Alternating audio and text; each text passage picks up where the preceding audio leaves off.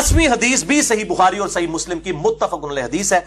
बुखारी में 869, मुस्लिम में 999।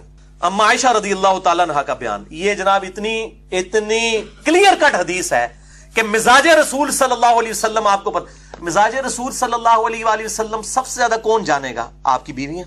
अम्मा आयशा रदी अल्लाह तआला अन्हा का बयान है, अगर रसूलुल्लाह सल्लल्लाहु अलैहि वसल्लम वो काम देख लेते जो मेरे जमाने की औरतों ने इजाद की हैं। ये सईदा आयशा का जमाना जो है वो आज 10 दिसंबर 2016 नहीं था। सईदा आयशा आप सल्लल्लाहु अलैहि वसल्लम के बाद 47 ईयर जिंदा रही हैं, 58 हिजरी में फौत हुई हैं। आपकी वफात के 50 साल के अंदर के जमाने की वो बात कर रही हैं, ये ना समझिएगा वो आज के जमाने की बात है। सईदा आयशा आप सल्लल्लाहु अलैहि वसल्लम की वफात के बाद कहती हैं कि अगर आप सल्लल्लाहु अलैहि वसल्लम आज मौजूद होते, बुखारी और मुस्लिम दोनों में हदीस, बुखारी 869, मुस्लिम 999। मिशकात में हदीस नहीं है इसलिए मैंने मिशकात का नंबर नहीं बताया।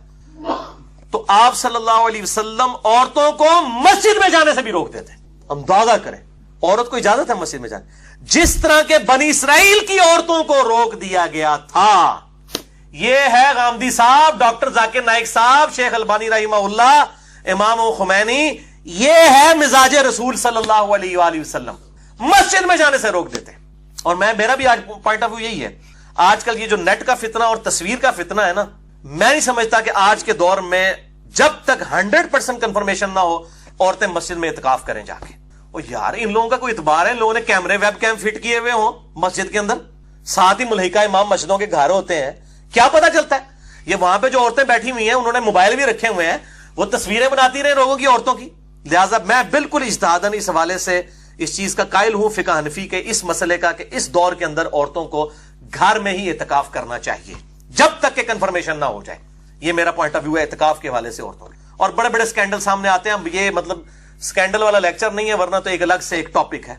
जिसको शौक हो तो यूट्यूब के ऊपर इस तरह की चीजें देख ले कि किस तरह तूफान बदतमीजी बर्पा किया हुआ है इस कैमरे के नेगेटिव इस्तेमाल ने। इस तस्वीर का जो फितना आज जिस तरीके से खुल के सामने आया, तो ये बड़ा क्रिटिकल इशू है। और जो इजाजत भी दी गई औरतों को वो सही मुस्लिम में हदीस है, मिशकात में 1060 उसका नंबर है। आप सल्लल्लाहु अलैहि वसल्लम ने फरमाया, औरत मस्जिद में जाए तो खुशबू लगा कर ना जाए। अंदाजा करें आप और एक और मुस्लिम के तरीक में आता है कि जो औरत खुशबू लगाए वो मस्जिद में हमारे साथ नमाज ना पढ़े आके। खुशबू भी नहीं लगा के जा सकती, ये कहते हैं जी चेहरा खोल के जा सकती है। मुझे बताएं खुशबू ज्यादा अट्रैक्टिव है या चेहरा? खुद सोचें। मिजाज रसूल सल्लल्लाहु अलैहि वसल्लम को समझे, मैं बार बार वो वर्ड इस्तेमाल कर रहा हूं, ये इस तरह तो पर्टिकुलरली है तो उनकी है अमीन हसन इस्लाई साहब और गामदी साहब की, ताकि उस तबके तक हमारी बात पहुंचे कि मिजाज की आप बात करते हैं, मिजाज समझे ना, औरत मस्जिद में खुशबू लगा के ना आए। और इसी तरीके से सुनन अबी दाऊद में एक हदीस है 1062 उसका मिशकात में नंबर है। आप सल्लल्लाहु अलैहि वसल्लम ने फरमाया कि औरतों को मस्जिद में आने से मना मत करो, लेकिन घर में नमाज पढ़ना उनके लिए बेहतर है। अंदाजा करें उस जमाने में भी ये मस्जिद में आने का जिनको शौक होता है वो समझते हैं को अफजलियत है, औरत की घर में नमाज अफजल है। एक ज़ईफ रवायत भी है, शेख अलबानी उसे हसन कहते हैं, कि औरत की जो घर की नमाज है वो मस्जिद से बेहतर है, और जो घर के कमरे की नमाज है वो सहन से बेहतर है, और कोठरी की नमाज जो है वो कमरे से बेहतर है। तो ये सपोर्टिव है इस हदीस को, अल्हम्दुलिल्लाह। अब जरा मिजाज रसूल को आप समझने के लिए सल्लल्लाहु अलैहि वसल्लम, ये तो नमाज का मसला था, अब जरा सफा मरवा के हवाले से भी जरा सुने। 11वीं हदीस मौकूफन इब्न उमर रदियल्लाहु ताला अन्हु से है। अल मुसन्नफ इब्न अबी शैबा दुनिया में सहाबा इकराम अलैहिम रिदवान के आसार का सबसे बड़ा मजमुआ, उर्दू में इसका तर्जुमा हो चुका है, हमारे पास रखा हुआ है। अल मुसन्नफ इब्न अबी शैबा में इंटरनेशनल नंबर के मुताबिक 14,666 नंबर हदीस है, 14,666। इब्न उमर कहते हैं कि औरतों के लिए बुलंद आवाज से तलबीहा नहीं है हज और उम्रे के मौका पर। हालांकि एक दफा बुलंद आवाज से लब्बैक अल्लाहुम्मा लब्बैक कहना होता है।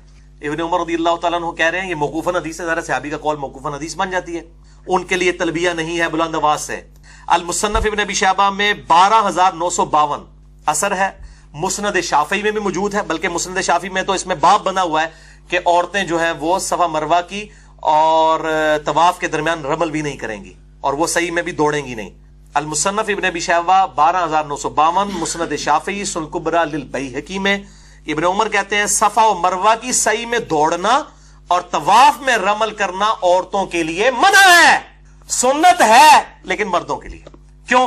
पर्दे की वजह से दौड़ेंगी तो जाहिर है उनका सीना जो है वो छलकेगा, تو طواف میں رمل بھی نہیں کریں گی, صفا مروا میں وہ جو 2 گرین پٹیوں کے درمیان بھاگنا ہوتا ہے وہ نہیں بھاگے گی. الحمدللہ میں نے ارادہ کیا انشاءاللہ کچھ عرصے بعد میں عورتوں کے مسائل سے متعلق جو کوسچن آنسر سیشن ہے نا, اکثر چیزیں تو آج ویسے کور ہو گئی ہیں. عورتوں کی امامت کا مسئلہ, وہ غامدی صاحب نے یہ مسئلہ بھی اٹھایا ہوا ہے. وہ کہتے ہیں جی عورتوں کی امامت ہے, وہ ذرا بتائیں نا سنن ابی داؤد کے اندر جو حدیث موجود ہے عورتیں عورت کی امامت کر سکتی ہیں, مردوں کی امامت کا ثبوت عورتوں کے حوالے سے کوئی ثابت نہیں.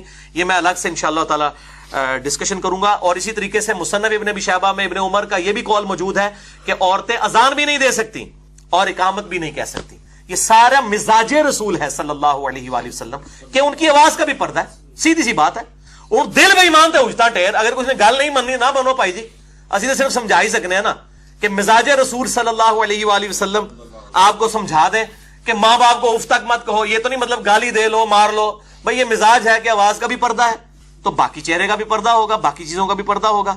اچھا, لہٰذا اس حوالے سے مولانا اسحاق مدنی صاحب رحمہ اللہ تعالی جو فیصلہ آباد والے تھے, انہوں نے ایک لیکچر کے دوران بلکہ کئی لیکچرز میں یہ بات ریپیٹ کی ہے کہ جی عورتوں کا صفا مروہ میں بھاگنا کو جو منع کیا گیا ہے یہ کسی حدیث سے ثابت نہیں ہے اور رمل میں ثابت نہیں ہے, اور وہ کہتے ہیں یہ صرف اجماع اور تواتر سے ثابت ہے.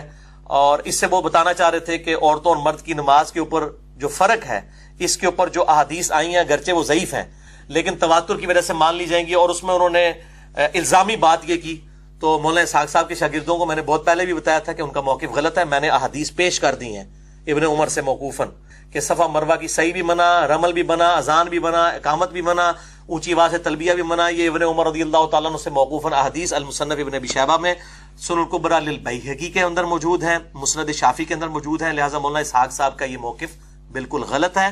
باقی مرد و عورت کی نماز کے جو فرق کے حوالے سے میں اس کے بارے میں کوئی فائنل اوپینین ابھی تک اس طریقے سے ریکارڈ نہیں کروایا. میرا موقف فی الوقت غامدی صاحب کے ساتھ ہے اور اہل حدیث کا بھی وہی موقف ہے اکثریت کا کہ مرد و عورت کی نماز کا فرق نہیں ہے. بہرحال اس میں تحقیق کروں گا, ہو سکتا ہے ہاتھ پھیرنے کو بدعت بھی کہتے ہیں. اس حوالے سے آپ کا کیا موقف ہے؟ بالکل غلط کہتے ہیں جی علماء عرب. اور یہ جو حدیث ہے نا ابو داؤد میں, یہ تو واقعی ضعیف ہے. جو مرفوع روایت ہے کہ آپ صلی اللہ علیہ وآلہ وسلم دعا کے بعد اپنے چہرے پہ ہاتھ پھیرا کرتے تھے, یہ روایت اصول محدثین پر ضعیف ہے. لیکن ضروری نہیں ہوتا کہ جو روایت ضعیف ہو اس کی کوئی اور صحیح سند موجود نہ ہو. اس کی صحیح سند بھی موجود ہے. اس حوالے سے موقوفاً امام بخاری کی ایک کتاب ہے الادب المفرد, آداب کی کتاب, اس میں انٹرنیشنل نمبر کے مطابق 609 نمبر روایت ہے. یہ بھی اکثر لوگ پوچھتے ہیں اس لیے مجھے زبانی یاد ہے کہ عبداللہ بن عمر رضی اللہ تعالیٰ عنہ اور عبداللہ ابن زبیر رضی اللہ تعالیٰ عنہ ورضی اللہ عنہم اجمعین یہ دعا کے بعد چہرے پہ ہاتھ پھیرا کرتے تھے.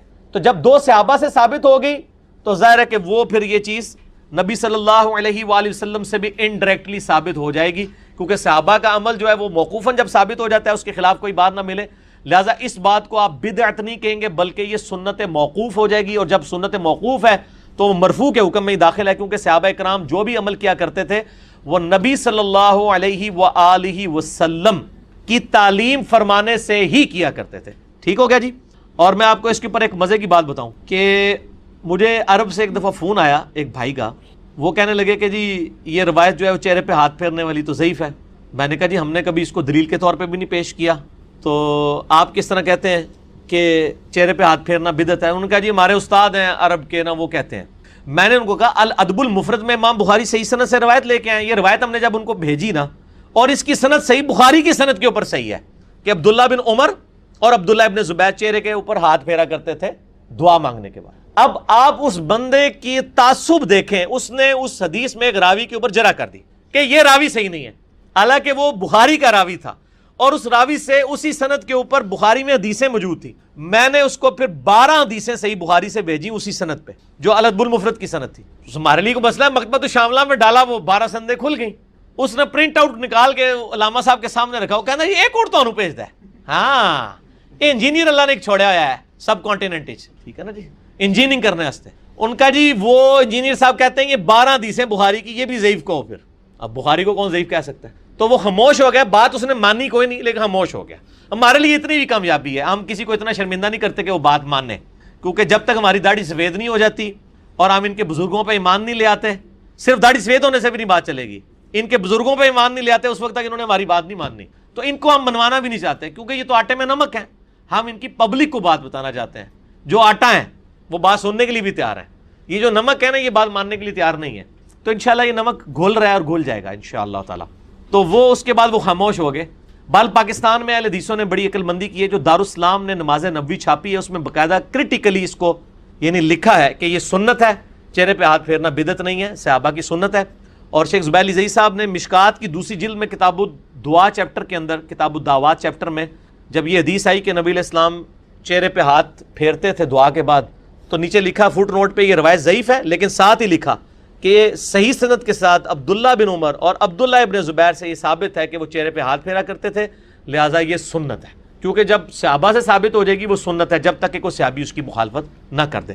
لہٰذا علماء عرب کا یہ موقف باطل ہے کہ نعوذ باللہ یہ بدعت ہے کہ آپ صلی اللہ علیہ وآلہ وسلم دعا کے بعد اپنے چہرے پہ ہاتھ پھیرا کرتے تھے. یہ روایت اصول محدثین پر ضعیف ہے, لیکن ضروری نہیں ہوتا کہ جو روایت ضعیف ہو اس کی کوئی اور صحیح سند موجود نہ ہو. اس کی صحیح سند بھی موجود ہے. اس حوالے سے موقوفاً امام بخاری کی ایک کتاب ہے الادب المفرد, آداب کی کتاب, اس میں انٹرنیشنل نمبر کے مطابق 609 نمبر روایت ہے. یہ بھی اکثر لوگ پوچھتے ہیں اس لیے مجھے زبانی یاد ہے کہ عبداللہ بن عمر رضی اللہ تعالیٰ عنہ اور عبداللہ ابن زبیر رضی اللہ تعالیٰ عنہ ورضی اللہ عنہم اجمعین یہ دعا کے بعد چہرے پہ ہاتھ پھیرا کرتے تھے.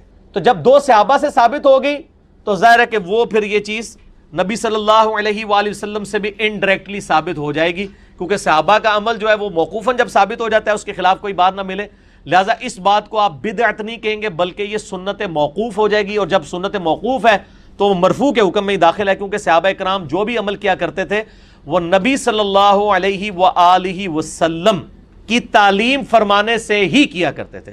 ٹھیک ہو گیا جی.